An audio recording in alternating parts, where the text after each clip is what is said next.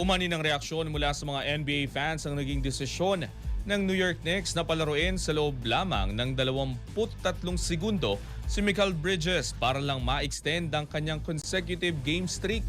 Ang ibang detalye alamin sa pag-abante ni Jake Mikulob. Naging mainit na usapan ngayon sa NBA Circle ang ginawang pagsalang ng New York Knicks kay Mikal Bridges sa loob lamang ng 23 segundo sa kanilang pagharap sa Charlotte Hornets ngayong Lunes, Manila time. Ang nasabing hakbang ay para lamang maidugtong ang aktibong streak ni Bridges sa 638 sunod-sunod na laro kung saan hindi pa siya sumasablay sa kanyang buong professional career.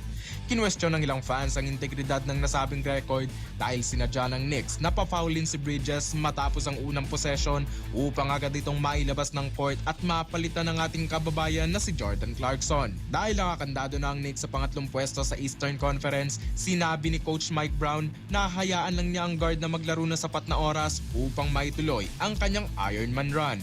Sa kasalukuyan, si Bridges na ang ikawalong pinakamahabang streak sa NBA history matapos lampasan si Andre Miller, habang si AC Green pa rin ang may hawak ng pinakamataas na record na may mahigit 1,000 laro. Hindi ito ang unang beses na ginawa ito ng Knicks dahil noong nakaraang season ay naglaro din si Bridges ng 6 na segundo sa kanilang elimination final para lang mapanatili ang kanyang record. Sa pagtatapos ng regular season, isa si Bridges sa 18 manlalaro na nakakumpleto ng 82 laro, ngunit patuloy na naghahati ang opinyon kung dapat ba itong bilangin bilang isang tunay na pagsalang sa court.